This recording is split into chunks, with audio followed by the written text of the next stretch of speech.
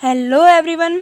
तो आज हम फिज़िकल एजुकेशन का चैप्टर 1 का रिवीजन करने वाले हैं। चैप्टर 1 है हमारे पास प्लानिंग इन स्पोर्ट्स, खेलों में योजना।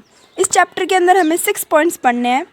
योजना का अर्थ, उद्देश्य, विभिन्न कमेटियाँ, उनकी जिम्मेदारियाँ, टूर्नामेंट के पार्ट, नॉकआउट, लीग या फिर राउंड रॉबिन और युगम टूर्नामेंट, फीचर तैयार करने की प्रक्रिया, नॉकआउट के लिए फीचर कैसे तैयार होगा, लीग के लिए फीचर कैसे तैयार होगा, उसके बाद इंट्राम्यूल्स और एक्स्ट्राम्यूल्स क्या होते हैं, इनका महत्व, इनके उद्देश्य, और लास्ट है हमारे पास विशिष्ट खेल कार्यक्रम, खेल दिवस, स्वास्थ्य दौड़, आमोद प्रमोद के लिए दौड़, विशिष्ट उद्देश्यों के लिए दौड़ और एकता के लिए दौड़।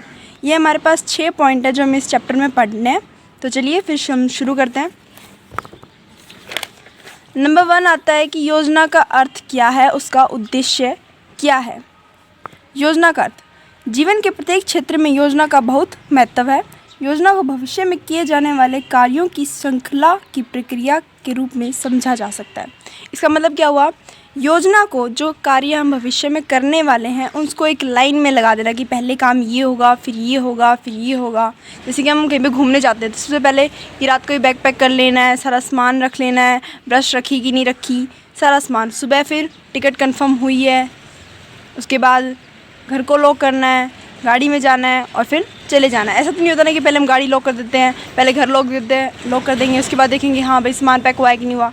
ऐसा तो होता नहीं है। तो फिर जो भविष्य में जो हम काम करने वाले हैं उन सबको लाइन में लगा देना, उसी को हम योजना कहते हैं। तो इसमें ये लिखा हुआ है, योजना को भविष्य में किए जाने वाले कार्यों, जो भविष्य में हम काम करने वाले हैं, की श्रृंखला, लाइन में, की प्रक्रिया के रूप में समझा जा सकता है। मतलब उनको एक लाइन में लगाया गया है, उसी को ही हम योजना कहते हैं। फिर ये हमारे पास क्रिल ए हैंडसन, मेरी कुशिल नाइल, केनेथ एच किलन के अनुसार भी हमें योजना की डेफिनेशन दी गई है। बाकी ये याद करना इतना कोई ज़रूरी नहीं होता है, क्योंकि कहीं से भी आपको ऐसा पर्टिकुलर नाम लेके एग्ज़ाम में नहीं पूछते कि उनके द्वारा बताइए क्या डेफिनेशन दी गई थी। तो आप नॉर्मली सिर्फ एक डेफिनेशन याद कीजिए जो आप मतलब लिख सकें, और ये उसके लिए ये परफेक्ट है, क्योंकि इट्स रियली गुड। उसके बाद आता है योजना के उद्देश्य क्या है।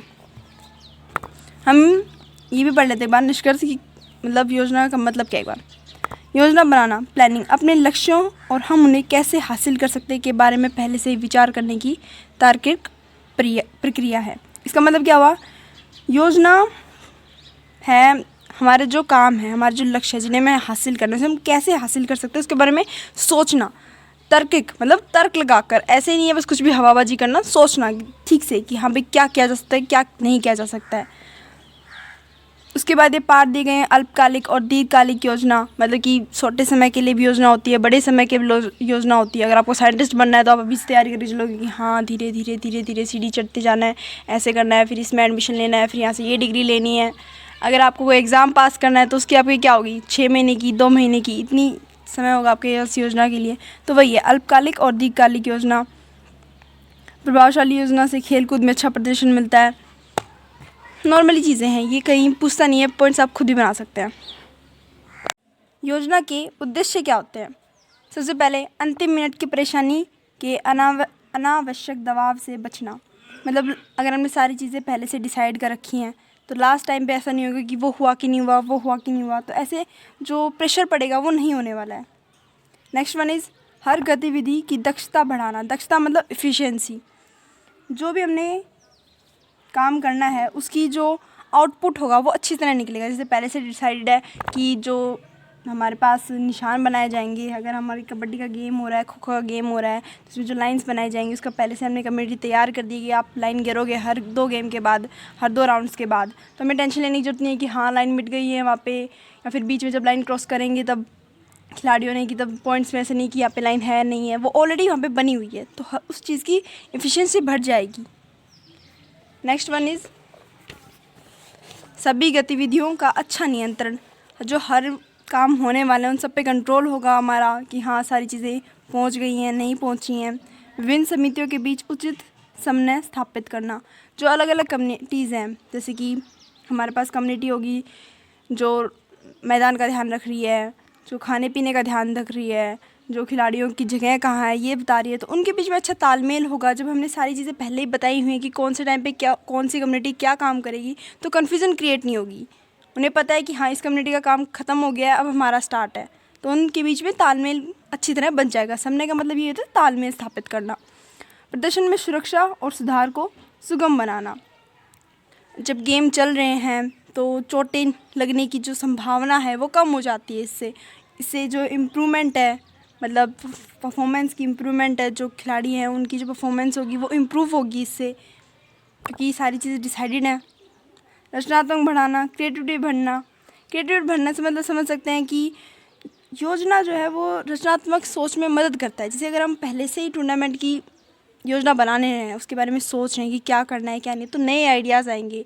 हम आपस में बातचीत करेंगे तो नया हो सकता है, नहीं भाई 15 मिनट दीजिए इस टाइम को, उसमें जो लास्ट के टाइम बचेगी उसमें हम खिलाड़ियों को ऐसे रिफ्रेशमेंट दे सकते हैं जिससे और उत्साहित हो जाएंगे। इससे नए आइडियाज़ आते हैं, तो इससे मतलब क्रिएटिविटी बढ़ती है। गलतियों की संभावनाओं को कम करना, ये बिल्कुल वही बात है कि गलतियाँ कम होंगी।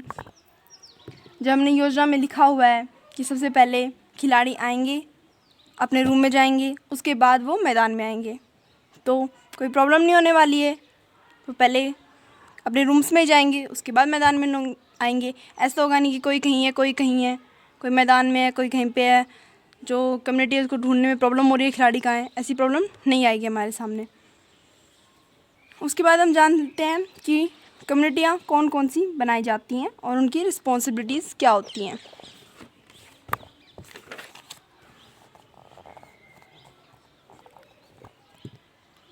सबसे पहले है हमारे पास प्रत्यायन कमेटी, वित्तीय कमेटी, प्रचार कमेटी, भोजन और आवासित समिति, ट्रांसपोर्ट समिति, स्वागत समिति, समारोह और सजावट समिति, इनाम और प्रमाण पत्र समिति, खेल मैदान और उपकरण समिति, जलपान समिति, प्राथमिक उपचार समिति, घोषणा समिति, अधिकारियों के लिए समिति, एंट्रीज व प्रोग्राम्स समिति। चलिए अब देखते हैं कि इन समितियों के कार्य क्या हैं और ये क्या काम करती हैं। सबसे पहले हमारे पास आती है प्रत्यायन समिति। प्रत्यायन समिति का कार्य क्या होता है कि प्रत्यायन केंद्रों का प्रबंध करना। अब सबसे पहला मतलब तो यही आता है कि प्रत्यायन क्या है, भाई ये क्या वर्ड बोल रहे हैं, कुछ समझ नहीं आ रहा। प्रत्यायन का मतलब क्या हो गया, जो ऑफिशियल लोग हैं, गणमान्य व्यक्ति हैं जिन्हें दुनिया जानती है, उनके लिए जो डिसाइड करने वाले हैं कि क्या चीज़, कौन सी टीम जीती है, कौन सी हार गई है, किसको टूर्नामेंट से बाहर होना पड़ेगा, उनके लिए केंद्र डिसाइड करना कि वो चीज़ें यहाँ पे कहाँ पे डिसाइड करने वाले हैं। जो ऑफिशियल जो हमारे पास चीज़ें हैं वो कहाँ होंगी ये। उसके बाद दूसरा उनका होता है कि जो प्रतिभागी हैं, जो खिलाड़ी हैं, उनका पंजीकरण का मतलब समझ सकते हैं कि उनको वहाँ का मतलब उस जगह पे रहने का उनको लाइसेंस दिलवाना एक तरह से, कि वो वहाँ पे रह रहे हैं फ़िलहाल, वो वहाँ पे जा सकते हैं नहीं जा सकते हैं, ग्राउंड से बाहर कितनी देर तक वो रह सकते हैं, इतने टाइम बाद उनका वीज़ा एक्सपायर हो जाएगा। वीज़ा मतलब क्या होगा कि अगर हम किसी दूसरे देश में जा रहे हैं तो वहाँ पे वीज़ा होता है कि इतने टाइम तक आप उस देश में रह सकते, उसके बाद नहीं रह सकते, तो ये चीज़ प्रोवाइड करना भी इसी समिति का काम होता है। अगला हमारे पास आ रहा है वित्तीय समिति। वित्तीय, इस वर्ड से क्लियरली मोटिव निकल रहा है हमारे पास। वित्तीय मतलब वित्त मतलब फाइनेंस समिति। तो आप इसका मतलब समझ सकते हैं कि ये बजट तैयार करने वाली है टूर्नामेंट के लिए, कितने पैसे लग जाएंगे, उसके बाद जब टूर्नामेंट हो जाएगा तभी वही कितने पैसे लग गए, या फिर ये पैसे बच गए हैं, या फिर कुछ एक्स्ट्रा पैसे लगाने पड़ गए, इस सब का जो समावेश बना के जो सूची तैयार करनी होती है वो वित्तीय समिति करनी होती है। प्रचार समिति, प्रचार का मतलब क्या होता है, पब्लिसिटी करना, मतलब हमारे टूर्नामेंट के बारे में लोगों को बताना। कैसे बता सकते हैं हम लोग, समाचार के माध्यम से, टीवी में ऐड देने के माध्यम से, प्रेस में, मतलब किसी भी तरह प्रेस के माध्यम से लोगों तक जानकारी पहुंचाना टूर्नामेंट की, ये प्रचार समिति का काम होता है। भोजन और आवासीय समिति, भोजन मतलब खाना, आवासीय रहना मतलब हम कहाँ पे रह सकते हैं, कहाँ पे रात गुजार सकते हैं, तो उसे आवासीय कहते हैं। तो ये समिति ये देखती है कि जो खिलाड़ी आने वाले हैं उनके भोजन का समस्या, मतलब उनको भोजन कहाँ करने वाले हैं, क्या खाएंगे, वो कहाँ पे रहने वाले हैं, तो ये सारा कार्य इस समिति का होता है। अगला है ट्रांसपोर्ट समिति। ट्रांसपोर्ट समिति का कार्य टूर्नामेंट से पहले और बाद में होता है, दौरान भी होता है टूर्नामेंट समिति का काम। ऐसे कि टूर्नामेंट में जो खिलाड़ी आने वाले हैं उन्हें किस बस से लाया जाने वाला है, कौन से रूट से वो आएंगे, ये डिसाइड करेगी। बाकी अगर जैसे टूर्नामेंट चल रहा है तो अगर ग्राउंड चेंज करना पड़ा तो खिलाड़ियों को आने जाने में प्रॉब्लम ना हो, ये भी डिसाइड करना ट्रांसपोर्ट समिति का काम है। अगला है स्वागती समिति। आप इन सभी समितियों का कार्य इनके नाम से अपने आप ही मतलब बता सकते हैं। स्वागती समिति मतलब जो स्वागत करने वाली, जो हमारे पास चीफ गेस्ट होगा, जो मेन हमारे पास मेहमान होगा, उसका स्वागत करेगी, खिलाड़ियों का स्वागत करेगी, वो समिति स्वागती समिति कहलाएगी।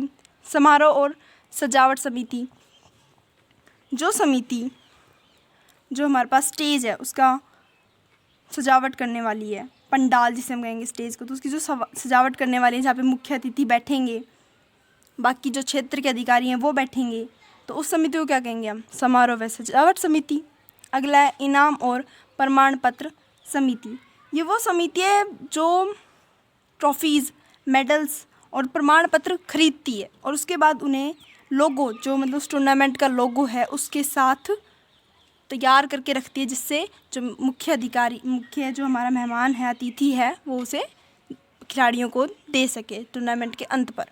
तो वो किसका काम हो गया, इनाम और प्रमाण पत्र समिति का। अगला आता है खेल मैदान और उपकरण समिति। तो ये क्या करेगी, मैदान पर ध्यान रखेगी, पिच, टेबल टेनिस टेबलों या फिर किसी भी अन्य खेल के जो मैदान है उसका रख रखाव करेगी, कोई चीज़ टूटी फूटी ना हो, सभी चीज़ें अच्छी तरह हो। खेल की जो चीज़ें हैं वो इस समिति पर बहुत ज़्यादा डिपेंड करती हैं, क्योंकि अगर हमारे पास मैदान ही अच्छा नहीं होगा, जो हमारे पास जो खेल के जो उपकरण हैं वो ही सही नहीं होंगे, तो फिर खिलाड़ी खेलेंगे कैसे।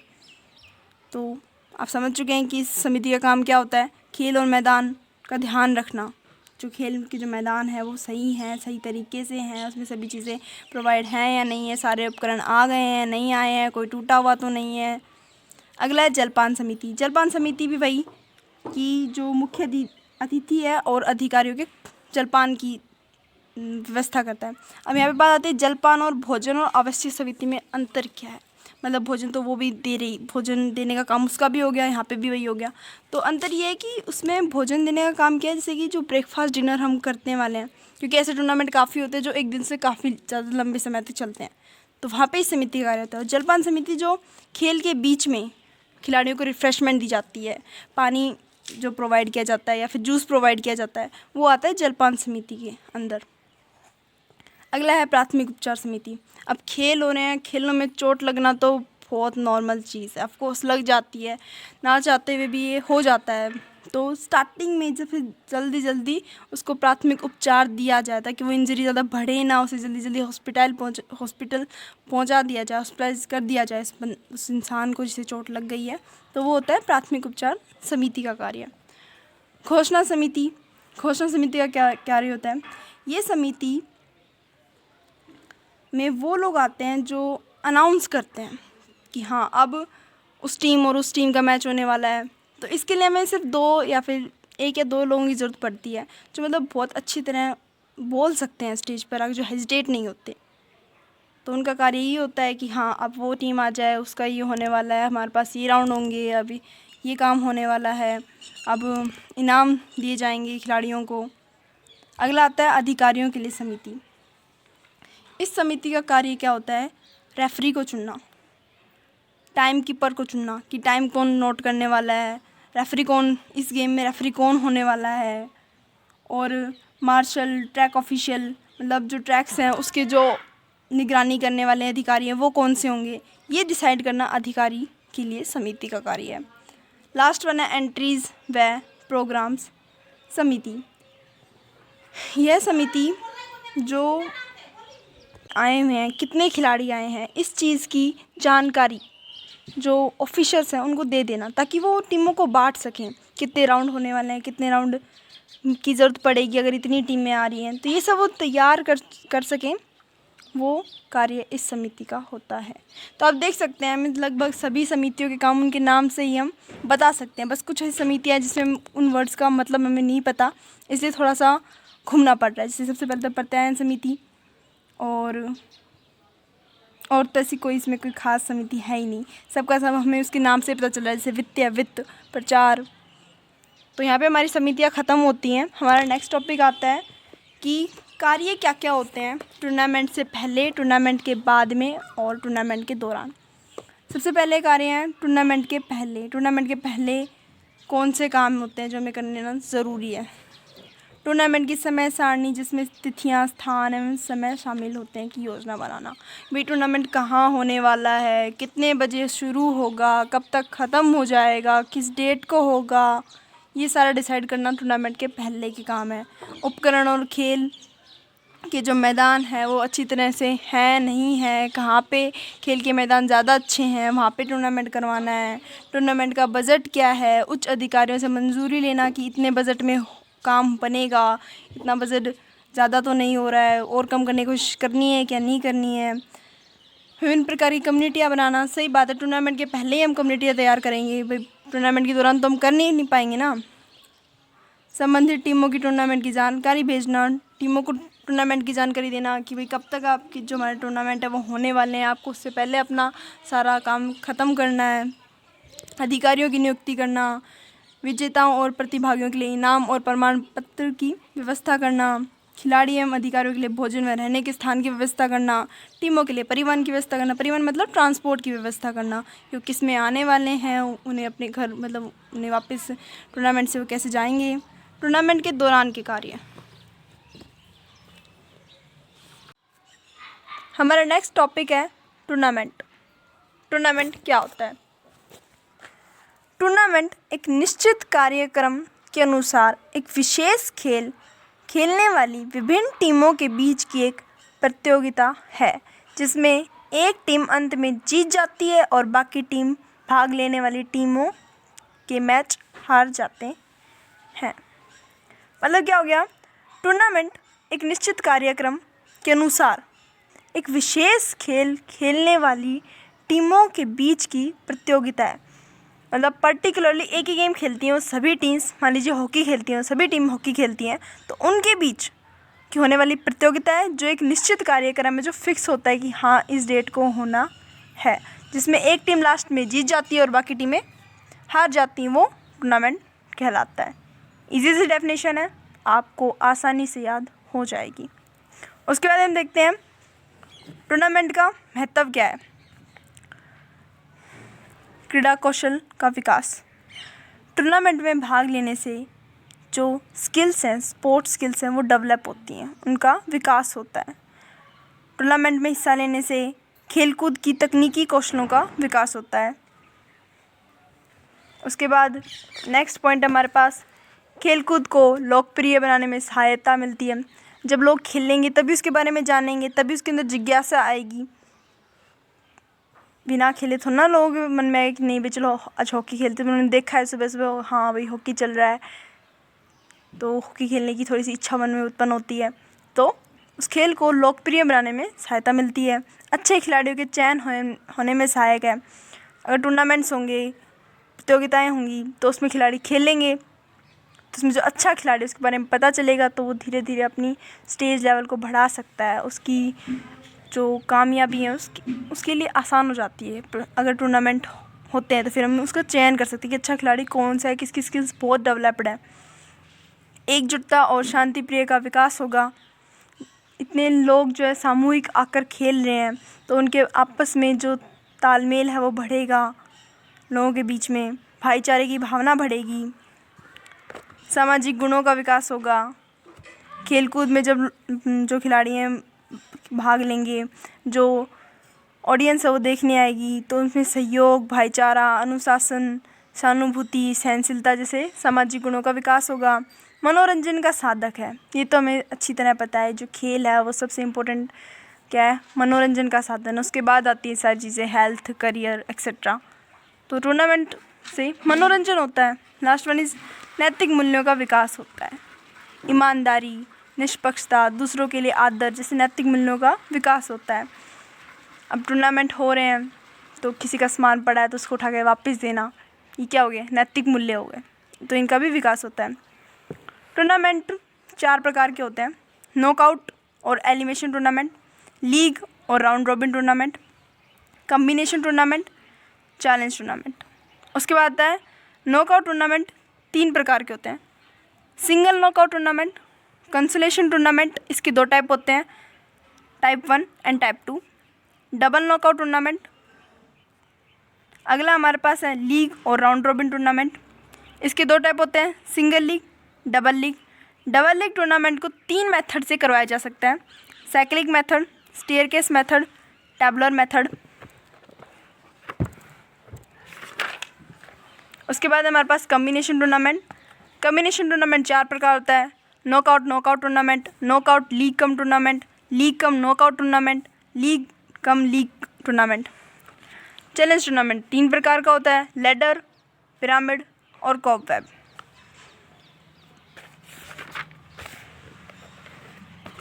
सबसे पहले है हमारे पास नॉकआउट टूर्नामेंट। नॉकआउट टूर्नामेंट में हर टीम किसी भी टीम के साथ केवल एक बार खेलती है और हार जाने पर टीम को टूर्नामेंट से बाहर कर दिया जाता है। हम रिवीजन कर रहे हैं तो हम ज़्यादा डीपली नहीं पढ़ने वाले, हम सबसे मेन जो पॉइंट्स हैं उन्हीं पे नज़र रखेंगे। तो इस प्रकार के टूर्नामेंट में यदि कोई टीम एक बार हार जाती है, वह निष्कासित हो जाती है, वह टूर्नामेंट से बाहर हो जाती है। केवल विजेता ही खेल प्रतियोगिता में बने रहते हैं। इसे आप देख सकते हैं कि 4 टीम्स थी, ए बी सी डी, तो उसमें से ए बी में से ए जीती, सी डी में से डी जीती, तो बी और सी दोनों टूर्नामेंट से बाहर हो गई, वो दोबारा नहीं खेल पाई। ए डी में ए विजेता। इस टूर्नामेंट के 2 टाइप हो गए, single knockout tournament, 3 type, consolation tournament and third one is double knockout tournament. Single knockout tournament में क्या होता है, इस प्रकार के खेल प्रतियोगिता में का आपस में राउंड होगा और इनमें से जो विजेता आएगा, मान लीजिए बी आ गया, तो ये क्या है, कंसोलेशन राउंड का विजेता है। इसके साथ ए टीम को दोबारा खेलना होगा और उसके बाद जो विजेता होगा वो हमारा लास्ट फाइनल होगा। तो इसमें राउंड्स की संख्या कितनी हो गई, 1 2 3 4 5 6, वही हमारे फॉर्मूले से भी आया है 2n-1। अब इनके फ़ायदे और नुकसान पढ़ लेते हैं हम।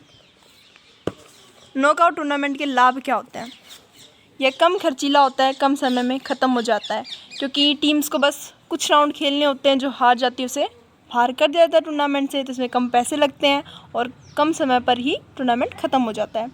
इसमें खेल का स्तर बढ़ जाता है, क्योंकि आपको अपने मुकाबले में उच्च प्रदर्शन करना होगा, क्योंकि अगर आप हार गए तो फिर आपको टीम से बाहर कर टूर्नामेंट से बाहर कर दिया जाएगा, इसलिए आपको अपना बेस्ट परफॉर्मेंस देना होगा, इसलिए खेल का स्तर बढ़ता है। इसमें कम अधिकारियों की आवश्यकता होती है। अब नुकसान क्या है नॉकआउट टूर्नामेंट के, इसमें अच्छी टीमें शुरुआती राउंड में भिड़ जाती हैं। काफ़ी बार ऐसा क्या होता है कि 2 अच्छी टीम है वो आपस में भिड़ गई शुरुआती राउंड्स में ही, जिसमें से एक अच्छी टीम बाहर हो जाती है। इससे उस टूर्नामेंट में रुचि कम हो जाती है लोगों की, क्योंकि उनकी जो अच्छी टीम थी या फिर जो फेवरेट टीम थी, जो काफ़ी चढ़ी हुई टीम थी, वो पहले ही राउंड में बाहर हो गई है।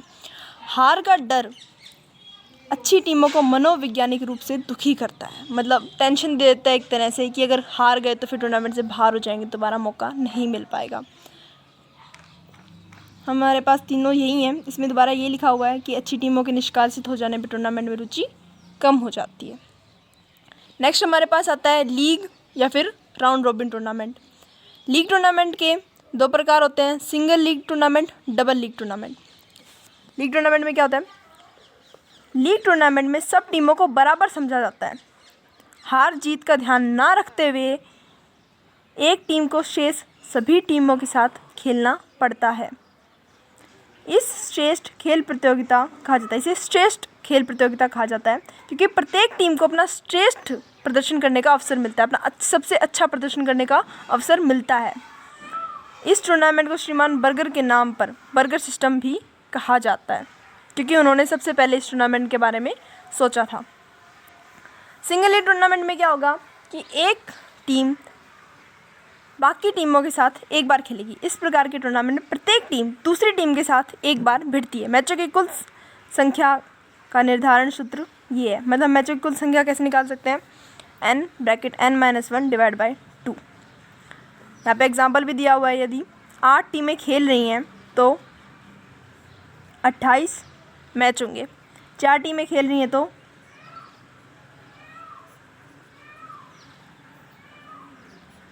4 3 2 2 3 6, 6 मैच होंगे। डबल लीग टूर्नामेंट में, इस टूर्नामेंट में प्रत्येक टीम दूसरी टीम के साथ 2 बार खेलती है। मैचों की कुल संख्या निर्धारण करने का। डबल लीग है मतलब 2 बार एक टीम जो है बाकी टीमों के साथ 2 बार खेल रही है, तो सिंगल लीग का ये क्या हो जाएगा, डबल हो जाएगा। उसको 2 से मल्टीप्लाई करेंगे तो 2 कैंसिल हो गया, वही फॉर्मूला बन गया फिर हमारे पास डबल लीग के लिए। इसमें दे रखा है कि 9 टीमें खेल रही हैं, तो मैचों की संख्या कितनी हो जाएगी, 72। इसके लाभ क्या है, फ़ायदे क्या हैं लीग या फिर राउंड रोबिन टूर्नामेंट के। इससे वास्तविक सशक्त टीम का निर्णय होता है, मतलब इससे ये पता चलता है कि जो रियल टीम है कौन सी टीम सबसे बढ़िया है, क्योंकि इस टीम में एक टीम को सभी के साथ खेलना पड़ता है, सभी जो बाकी टीम है उन सभी के साथ खेलना पड़ता है। यदि कोई टीम गलती से हार जाती है तो वो अपना प्रदर्शन दूसरे मैचों में सुधार सकती है, उसे दोबारा सुधारने का मौका मिलता है। टीमों के द्वारा अधिक मैच खेले जाते हैं।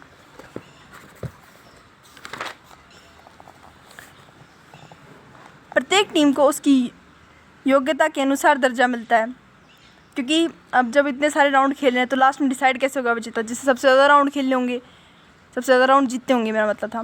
तो सबसे ज़्यादा राउंड जीते तो उसकी योग्यता के हिसाब से, जितने 5 राउंड जीते वो सबसे ऊपर, जिसने 4 राउंड जीते वो उससे नीचे। जैसे कि नॉकआउट खेल प्रतियोगिता में टीमों को राउंड के विजेता का पता लगाने की प्रतीक्षा नहीं करनी पड़ती।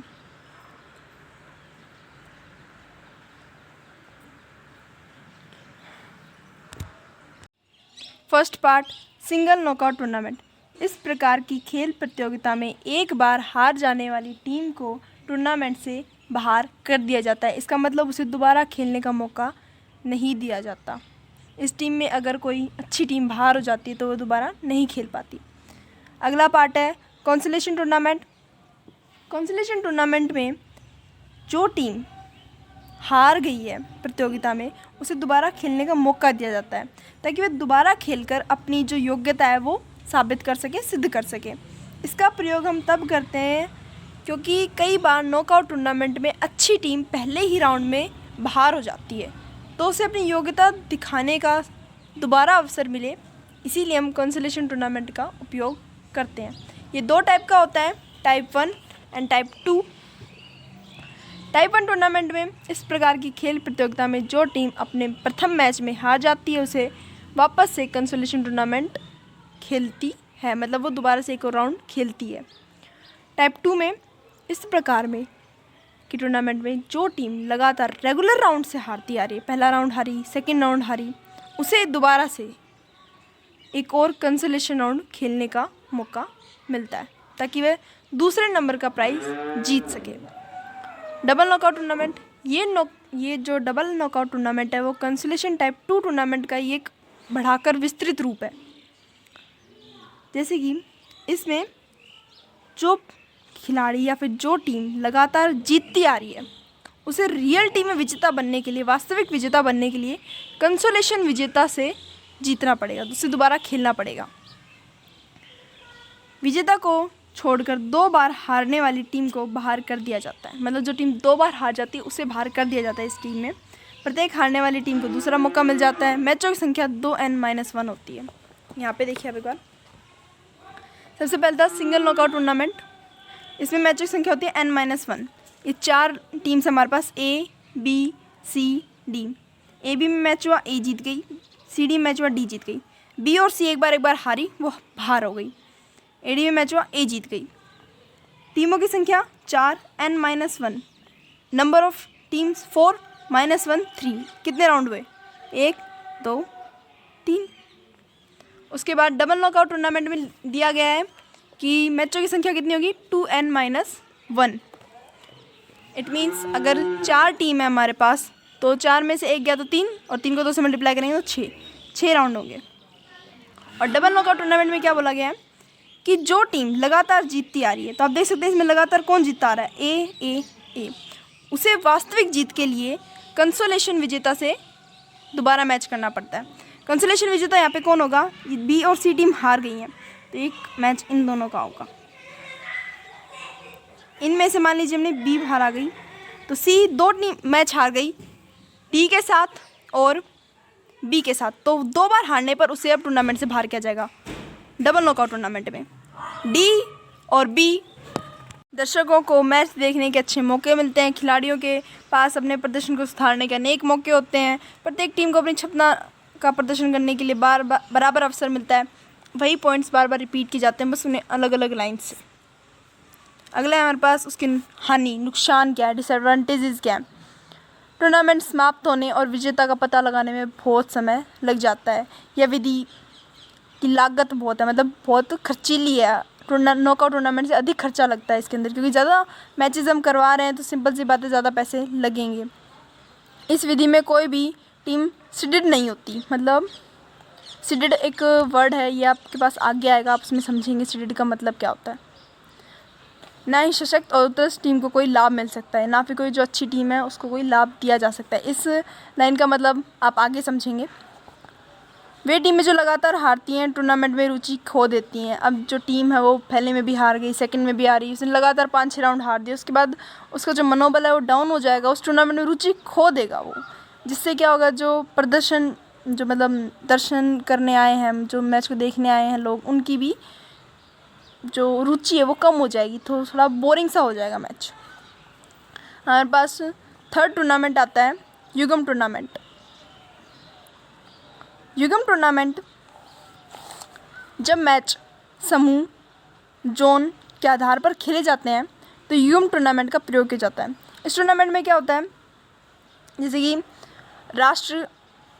राष्ट्रीय गेम चल रहा है, तो सबसे पहले अब दिल्ली में पूरे देश से तो टीम्स नहीं आ सकती, तो फिर अब गेम्स कैसे होंगे। तो सबसे पहले स्टेट्स में, तो स्टेट्स में जो टीम्स हैं उनका, फिर उनको जोन के आधार पे, ज़िले या फिर डिस्ट्रिक्ट के आधार पर उन्हें बांटा जाता है कि इस डिस्ट्रिक्ट में आएंगी, इस डिस्ट्रिक्ट में उस डिस्ट्रिक्ट की सारी टीम्स आ जाएँ, और सारी टीम आपस में खेलेंगी, जो जीतेगा वो आगे जाएगा, फिर वो स्टेट लेवल पे खेलेगा। जो स्टेट्स में भी सब जीतेंगी, मतलब 5 स्टेट्स में टीम जीती है कोई एक, 5 स्टेट्स में कोई एक जीती है, उसके बाद वो राष्ट्रीय गेम में पार्टिसिपेट करेंगी, तो उसे हम क्या कहते हैं, युगम टूर्नामेंट कहते हैं। इस तरह के टूर्नामेंट इन बातों पर निर्भर करते हैं कि किस तरह की गतिविधि की जानी है, कितनी टीमें भाग ले रही हैं और वे किन जगहों और कितनी दूर से आ रही हैं। उदाहरण, एक राष्ट्रीय स्तर की प्रतियोगिता में सभी प्रदेशों की टीमों का पहुंचना मुश्किल होता है। इस तरह की मुश्किल से बचने के लिए 4 जोन बनाए जाते हैं। हर जोन में एक केंद्रीय स्थान पर प्रतियोगिता रखी जाती है, एक फिक्स स्थान पर जहाँ पे सारी टीमें आ सकें उन 4 जोनों के अंदर। उसके बाद हर जोन की विजय टीम राष्ट्रीय स्तर पर जाकर खेल सकती है। इसमें सबसे पहले आता है, इसके 3 टाइप है, लीग टूर्नामेंट के 3 टाइप हैं, 4 टाइप हैं, 4 टाइप हैं। सबसे पहले नॉकआउट टूर्नामेंट। इस टूर्नामेंट में क्या होगा, 4 जोन लिए हमने, zone A, zone B, zone C, zone D, मतलब 4 जगह ले ली हैं। फर्स्ट जोन से 4 टीमें आ गई हैं, सेकंड में भी, थर्ड में भी और फोर्थ में भी 4 टीमें आ गई। तो आप देख सकते हैं इन दोनों का मैच हुआ, इन दोनों का मैच हुआ, इन दोनों का मैच हुआ, और यहाँ से एक विनर निकल आया उस टीम का। यहाँ से एक निकल आया, यहाँ से एक निकल आया, और यहाँ से भी एक निकल आया।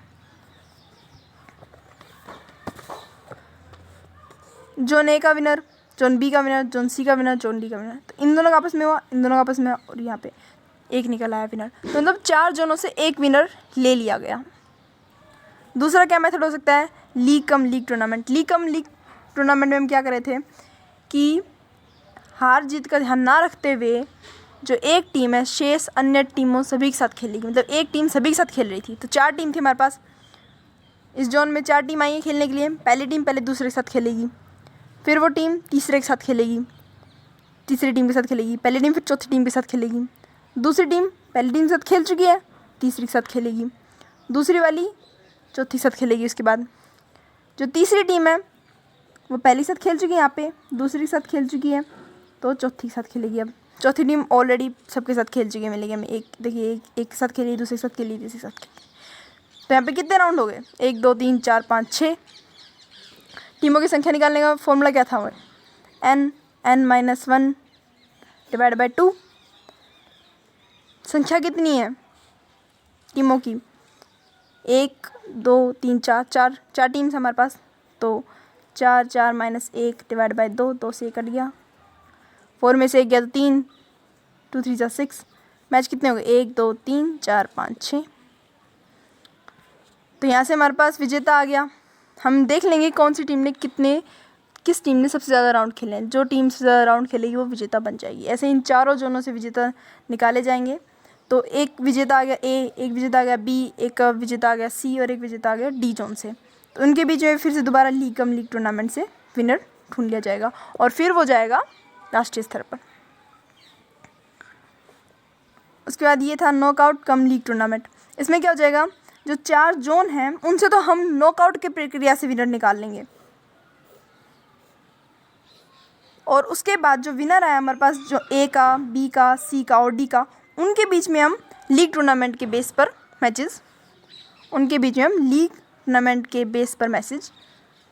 मैचेस करवाएंगे।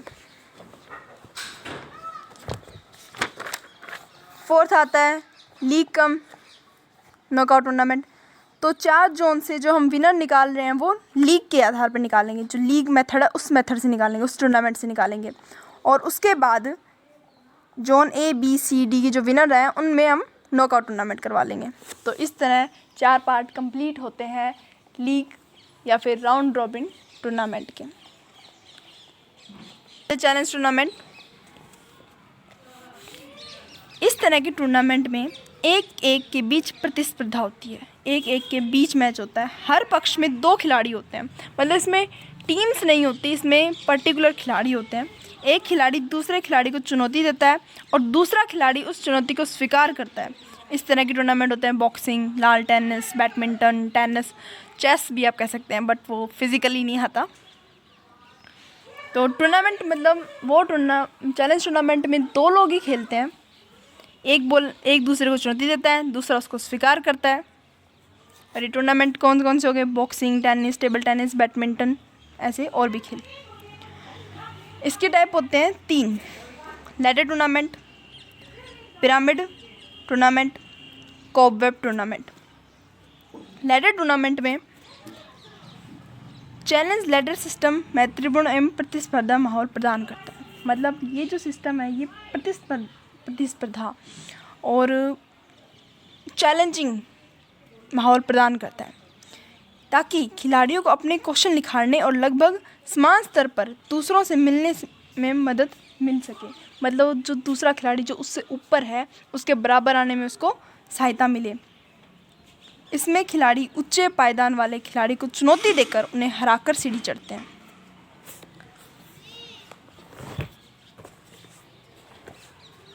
हमारे पास टीम्स हैं, number 1, number 2, number 3, number 4, number 5, number 6, ये उनके नाम है। जो नंबर 1 टीम है वो बहुत अच्छी टीम है, उसने काफ़ी राउंड्स खेले हुए हैं। जो खिलाड़ी है वो बहुत अच्छा खिलाड़ी, उसने काफ़ी राउंड जीते हैं, उसने ओलंपिक्स में कुछ लिया है, गोल्ड मेडल वगैरह, मतलब ऐसे जो उसने उपलब्धियां हासिल की हैं। और अब हमारे पास एक नई टीम आती है, नया खिलाड़ी आता है 7। तो वो क्या करेगा, अपने से उच्च पायदान वाले, मतलब ये उससे ऊपर के खिलाड़ी हैं जो उससे बेस्ट हैं, उसको वो चुनौती देगा। मान लीजिए उसने 6 नंबर के खिलाड़ी को चुनौती दी तो वो उससे जीतेगा, तब जो ये ग्रेड होगी वो कुछ इस तरह की हो जाएगी। तो अपने से उच्च पायदान वाले खिलाड़ी को चुनौती देकर सीढ़ी चढ़ता है, इसे कहते हैं लैडर टूर्नामेंट। लैडर टूर्नामेंट कई महीनों तक चलने वाला टूर्नामेंट है जिसमें खिलाड़ी को चुनौती के लिए कई अवसर प्राप्त होते हैं। सफल सीढ़ी बनाने के लिए प्रतिभागियों के कौशल के स्तर और प्रक्रिया एवं प्रारूप को स्थापित करने में उपलब्ध विकल्पों का विचार और नियम को लागू करें। इसका मतलब यही है कि उसकी सारी चीज़ें पीछे की देख कर कि उसने कितने जो प्रतिस्पर्धाओं में उसने कितना अच्छा अपना प्रेजेंटेशन दी है, उसने कितनी उपलब्धियां हासिल की हैं, उन सब का ध्यान रखते हुए हम सीढ़ी पर उनको स्तर दें। अगला आता है पिरामिड प्रतिस्पर्धा। इस प्रकार की चुनौतीपूर्ण प्रतिस्पर्धा का सुझाव वहाँ दिया जाता है जहाँ खिलाड़ियों की संख्या ज़्यादा होती है, जहाँ पर खिलाड़ियों की संख्या ज़्यादा होती है। खिलाड़ी क्षैतिज रूप से किसी भी खिलाड़ी को चुनौती दे सकते हैं, मतलब यहाँ पे कोई फिक्स नहीं होता। यहाँ पे क्या होता है, उच्च पायदान वाले खिलाड़ी को चुनौती दे रहा था लैडर टूर्नामेंट में, यहाँ पे वो किसी को भी चुनौती देता है। विजेता ऊपरी पंक्तियों में विरोधियों को चुनौती दे सकते हैं। जो किसी को भी उन्होंने चुनौती दी वो जीत गए। उसके बाद जो ऊपरी पंक्ति में जो ऑलरेडी बेस्ट जो विरोधी हैं उनको चुनौती देता है। एक विभिन्नता का प्रयोग किया जाता है जिसमें एक चुनौती के विजेता को निचली पंक्ति में रखा जाता है और निचली पंक्ति के विजेता दूसरी पंक्ति में आ जाता है। मतलब जिस बंदे ने चुनौती दी उसे सबसे निचली पंक्ति में रख दिया जाएगा क्योंकि अभी वो नया आया है, और ऑलरेडी जिसने एक बार पहले चुनौती दी गई थी उसे उससे ऊपरी वाली चुनौती में रखा जाता है। निचली पंक्ति के विजेता दूसरी पंक्ति में आ जाते हैं अगर कोई खाली स्थान होता है तो। यदि कोई खाली स्थान होगा, मतलब जिससे पहले नई टीम आई है वो निचली पंक्ति में चली गई, उससे ऊपर वाली टीम थी वो ऊपरी पंक्ति में चली गई, अगर खाली स्थान होता है तो जो नीचे वाली जो लाइन आई, जो पंक्ति में जो खिलाड़ी आए हैं वो भी ऊपरी वाली पंक्ति में चले जाते हैं। वे इस प्रकार ऊपर की ओर चलते रहते हैं तब तक कि विजेता का निर्णय नहीं हो जाए। इस प्रकार वो पिरामिड की तरह शेप बना लेते हैं, इसीलिए इसको पिरामिड टूर्नामेंट कहते हैं। लास्ट वन है हमारे पास कोबवेब टूर्नामेंट। मकड़ी के जाले की तरह प्रतिस्पर्धा का नाम इसे कोष्ठक डिज़ाइन के कारण पड़ा है। इसका जो नाम है वो इसकी डिज़ाइन के कारण पड़ा है कि इसका जो मैचेस होते हैं वो किस तरह खेले जाते हैं।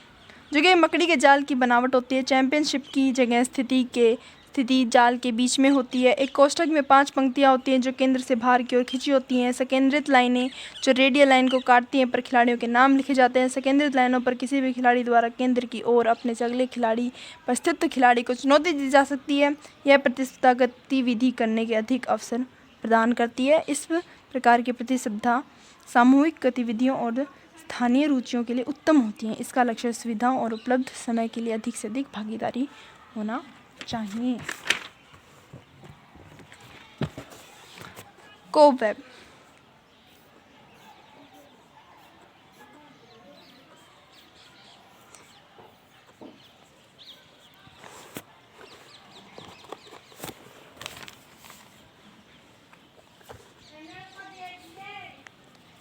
चैंपियनशिप की जगह, मतलब जो ट्रॉफी है फिर जो जीत है वो उस मकड़ी के जाले के बीच में यहाँ पर होती है। संकेंद्रित लाइनें बीच अंदर से बाहर की तरफ खिंची रहती हैं और रेडियल लाइनें इन्हें काटती हैं।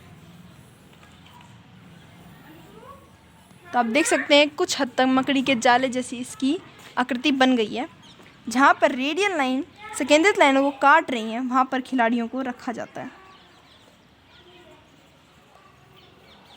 और खिलाड़ी अपने से ऊपर वाले को चुनौती देकर आकर आगे की तरफ बढ़ता है। और बीच में हमारे पास चैंपियनशिप है, मतलब जीत है, विजेता जो है वो यहाँ पर ऐसे करके आगे बढ़ता है और इस टूर्नामेंट का समापन होता है। तो यहाँ पर हमारे टूर्नामेंट कंप्लीट हो चुके हैं। सबसे पहले टूर्नामेंट क्या होता है हमने पढ़ा।